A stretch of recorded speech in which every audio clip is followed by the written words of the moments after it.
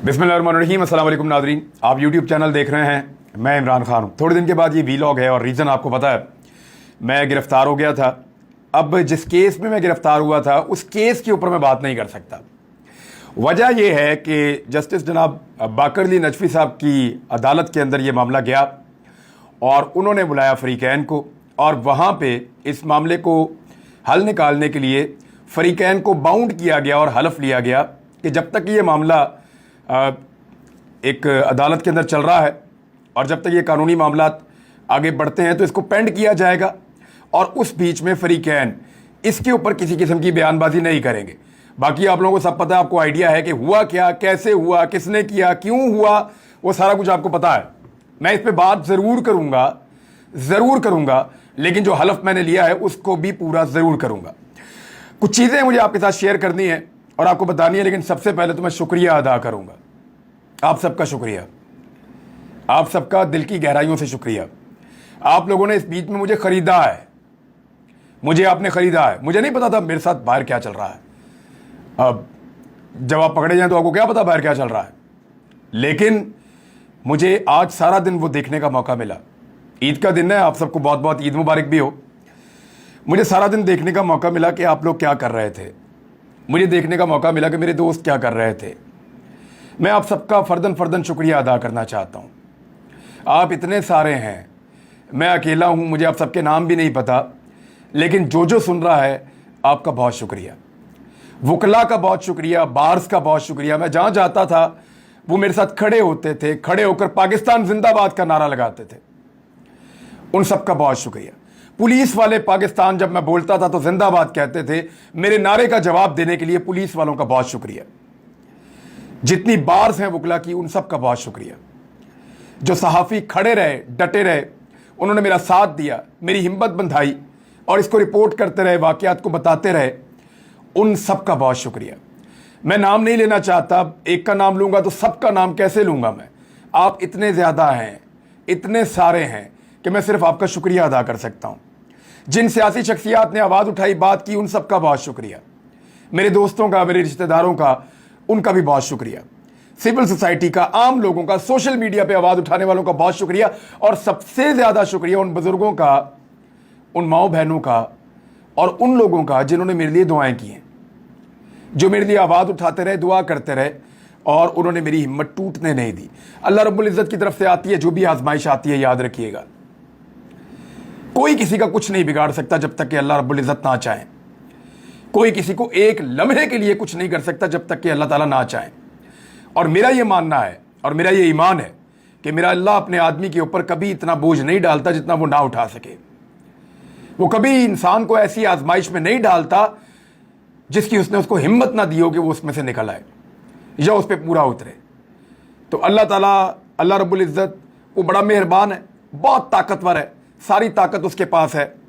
एक जुमला मैं आपको सिर्फ बता दूं, क्योंकि मैं केस के ऊपर तो बिल्कुल बात नहीं करूंगा और ना मैं कर सकता हूं, क्योंकि मैं कानूनी तौर पे बाउंड हूं। और मेरे वकला ने आज भी मुझे, मियां अली अशफाक साहब का फ़ोन आया, एक तो उन्होंने मुझे बड़ी डेंजरस चीज़ बताई जो मैं आपके साथ शेयर करूंगा और मुझे पहले बतानी चाहिए ताकि रिकॉर्ड के ऊपर रहे, जब वो कार्रवाई मेरे खिलाफ हो तो वो रिकॉर्ड के ऊपर रहे कि क्या करने जा रहे हैं और कौन लोग करने जा रहे हैं, मैं आपको बताऊंगा। लेकिन वो आज भी मुझे फ़ोन करते कहते रहे कि यार इन केसेस के ऊपर प्लीज़ आपने बात नहीं करनी और इस पर कोई फरीक बात नहीं करेगा। मैंने कहा जी बिल्कुल ठीक है, मैं बात नहीं करूंगा, मैं अपना वादा पूरा करूंगा, क्योंकि वादा पूरा करने के चक्कर में ही तो ये मैं वादा ही तो पूरा करता हूं, असल में मामला ही है।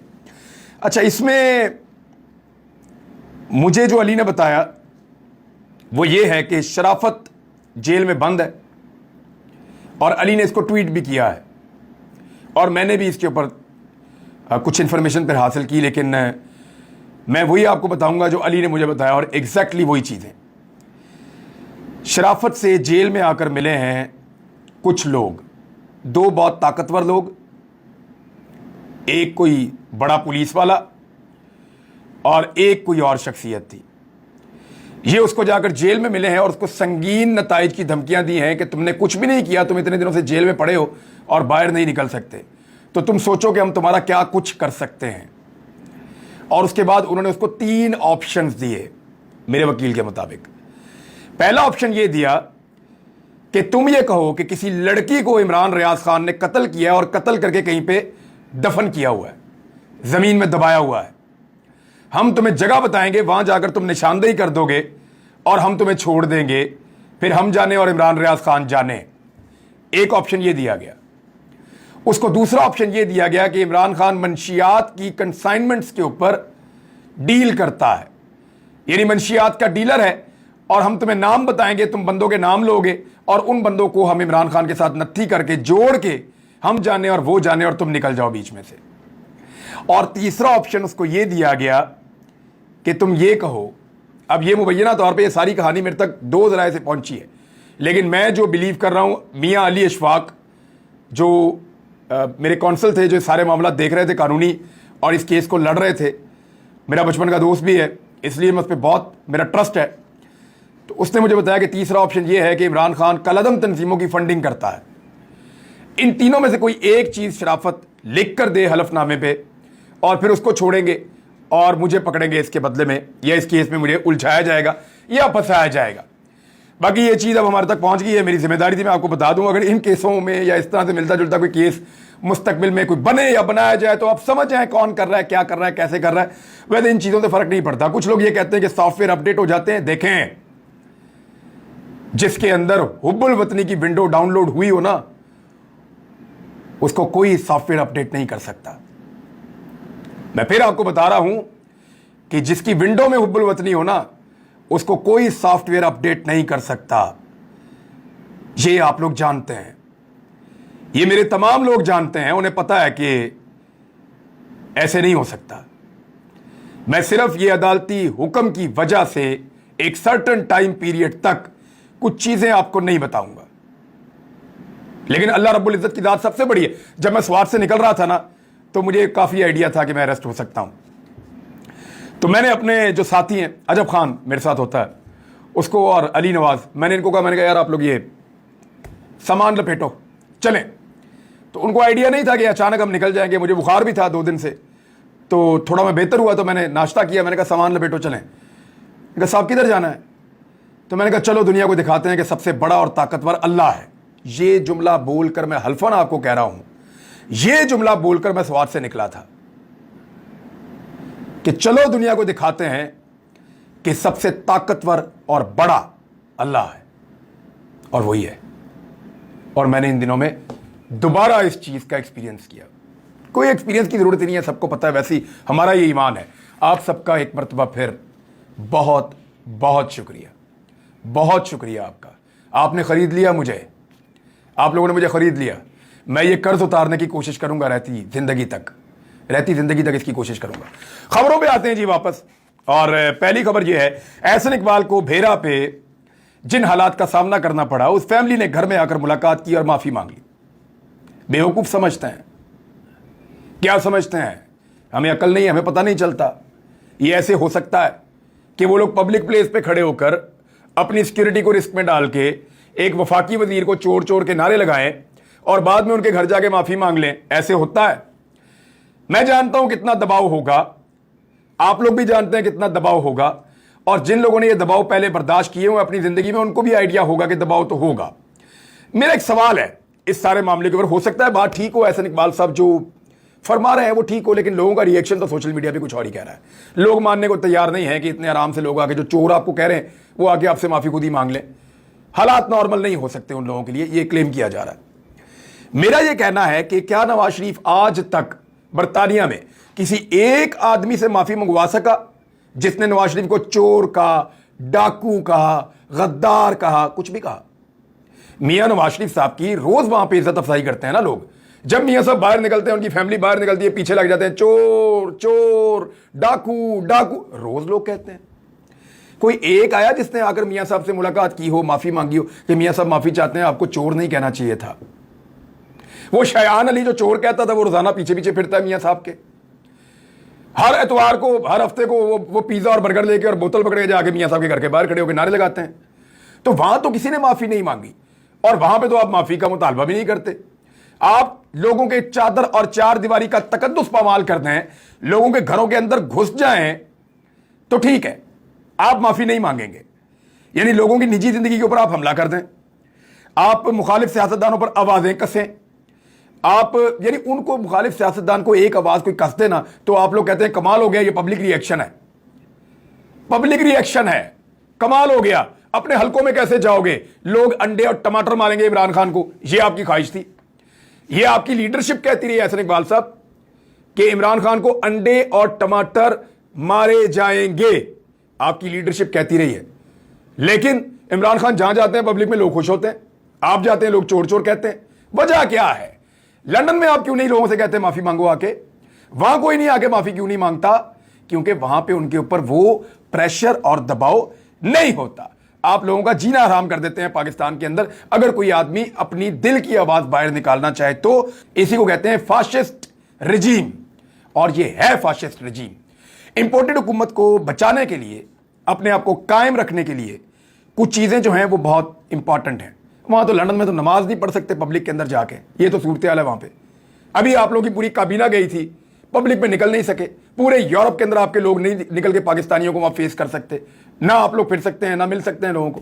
लोग वहां पे आपको गालियां देते हैं पाकिस्तानी, क्योंकि उनको पता है कि वहां की हुकूमतें चोर कहने पे, डाकू कहने पे, किसी के ऊपर मुंह से बात करने के ऊपर ये जमहूरी हक समझती हैं और इसके ऊपर किसी किस्म का पर्चा FIR ये चीजें नहीं करवाते। इंपोर्टेड सरकार की ज़िमनी इंतखाबात में हालत बहुत पतली हो गई है। वो ऐसे कि इमरान खान साहब के जलसे आपने देख लिए, मैंने तो आज फुटेज निकाल के देखी है। लोग कीचड़ के अंदर खड़े हुए हैं, बारिश के अंदर खड़े हुए हैं, जलसे कर रहे हैं, और बहुत बड़े बड़े जलसे कर रहे हैं। उधर मरियम नवाज ने पूरा जोर लगा लिया, लोग निकलने को तैयार ही नहीं। जिन लोगों को जमा करके पूरे सरकारी वसाइल लगा के जलसों में लाया जाता है, वो भी कोई इधर फिर रहा है, कोई उधर फिर रहा है, कोई अपना खा रहा है, कोई पी रहा है, कोई आपस में बातें कर रहा है। लोगों ने अपनी अपनी पंचायत लगाई हुई है जलसे के अंदर। यानी यहां से पता चलता है कि लोग वोट डालने के लिए PMLN को तैयार नहीं है।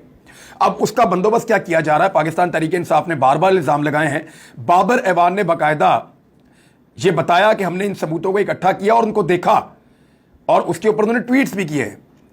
और यास्मीन राशिद पहले भी कर चुकी है कि 15-15, 20-20 हजार वोट जो हैं वो दूसरे हलकों से लाकर इन 20 हलकों के अंदर ठूसे जा रहे हैं, ताकि जो लोटे हैं, जो इलेक्शन लड़ रहे हैं, ये वोट उनको डलवाकर जितवाया जा सके 2 नंबर तरीके से।